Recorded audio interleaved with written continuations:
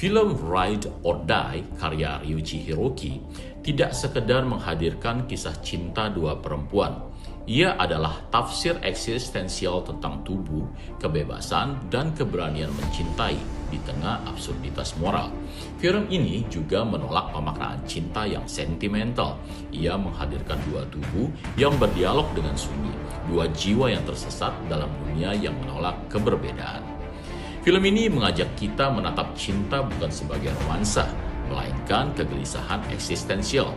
Dalam tubuh, luka, dan keberanian dua perempuan tersimpan pergulatan abadi manusia antara hidup atau lenyap, antara menjadi atau menghilang. Ryuichi Hiroki tidak sekedar menciptakan kisah, ia membangun ruang kontemplasi tentang keberadaan itu sendiri.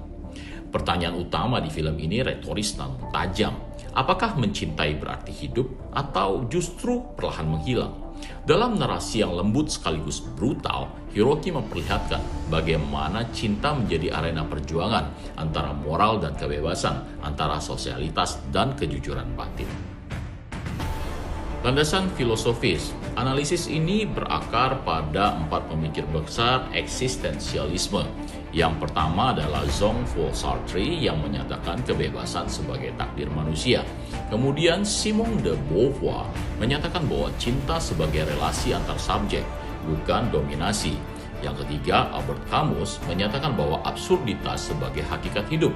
Serta yang terakhir, Maurice Merleau-Ponty menyatakan bahwa tubuh sebagai pusat kesadaran dan pengalaman. Hidup bukan untuk menemukan makna, melainkan menciptakannya di tengah absurditas. Mereka menjadi lensa untuk menafsirkan bagaimana Ride or Die berbicara dengan bahasa keberanian, berani menjadi, berani mencinta, dan berani menanggung akibatnya.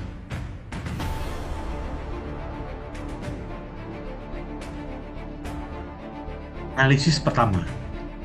Adegan pembuka film, Ray membunuh suami Nanae, merupakan deklarasi eksistensi yang paling ekstrim. Ia membunuh bukan karena benci, melainkan karena cinta. Bukan karena amarah, melainkan karena keinginan untuk memberi kebebasan kepada orang yang dicintai. Dalam pandangan Sartre, kebebasan adalah beban yang tidak dapat dihindari. Ray menanggungnya sepenuh sadar. Tindakan itu bukan romantisasi kekerasan, tetapi pemberontakan terhadap moralitas yang kaku dan hipokrit. Cinta di tengah darah adalah ironi manusia. Ia memilih hidup bahkan dalam dosa. Kamera Hiroki mengabadikan keheningan sebagai teriakan suara eksistensi yang tak membutuhkan pembenaran sosial. Analisis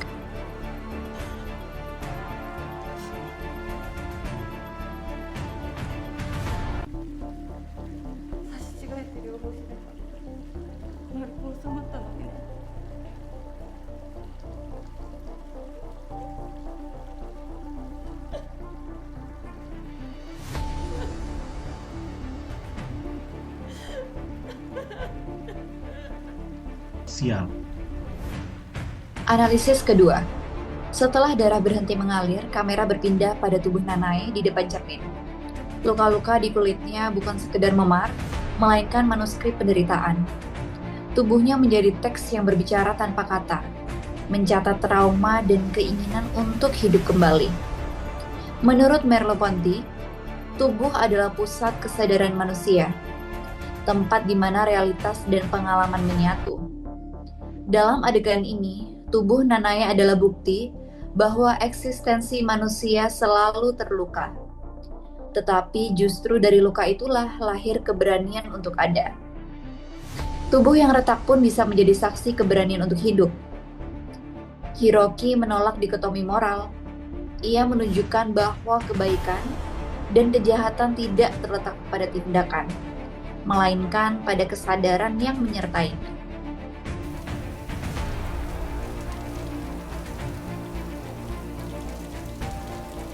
Analisis ketiga. Adegan ketika Ray mandi setelah pembunuhan menghadirkan simbolisme spiritual. Air yang mengalir bukan sekedar membersihkan tubuh dari darah, melainkan membaptis kesadarannya. Albert Camus akan menyebut momen ini sebagai acceptance of the absurd, kesadaran bahwa dunia tak punya makna, namun manusia tetap memilih untuk hidup di dalamnya. Ray tidak mencari penebusan. Ia hanya ingin menjadi nyata, dengan seluruh absurditas yang melekat padanya. Kebersihan bukan soal tubuh, melainkan tentang keberanian menerima kotoran eksistensi. Hiroki memfilmkan tubuh perempuan tanpa voyeurisme dengan kelembutan yang memuliakan kesadaran, bukan menelanjangi sensualitas.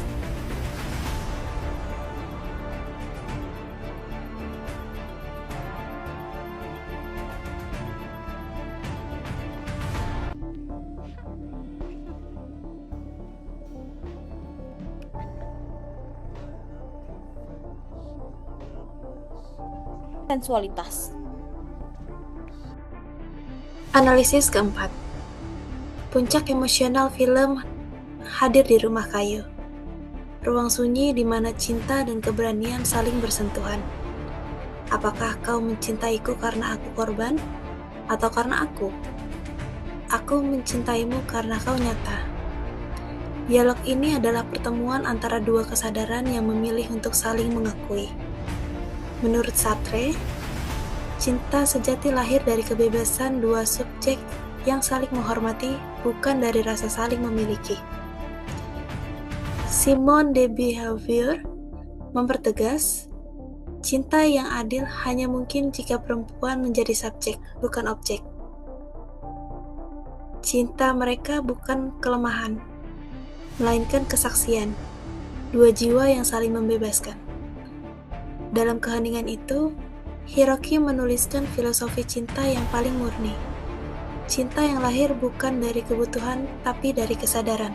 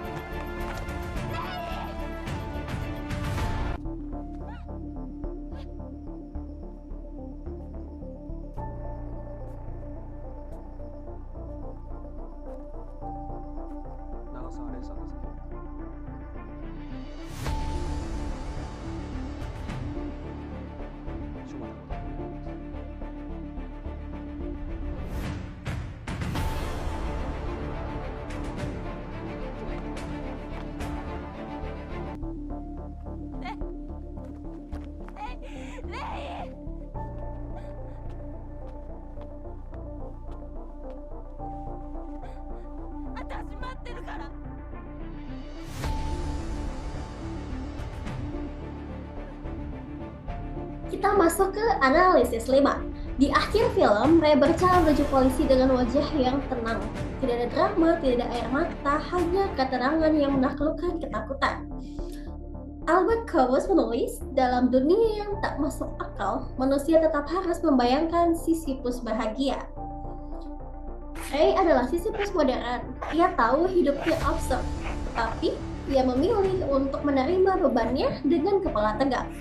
Ia mungkin terkurung secara fisik, tapi jiwanya telah merdeka. Adegan ini menjadi klimaks moral, bahwa kebebasan sejati bukanlah ketiadaan batas, melainkan kesediaan untuk bertanggung jawab atas pilihan sendiri.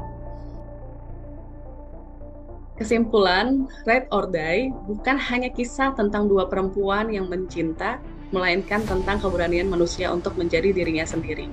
Film ini mengajarkan bahwa kebebasan tidak selalu indah, dan cinta tidak selalu benar menurut moral, namun justru di sanalah letak kemanusiaan yang paling jujur.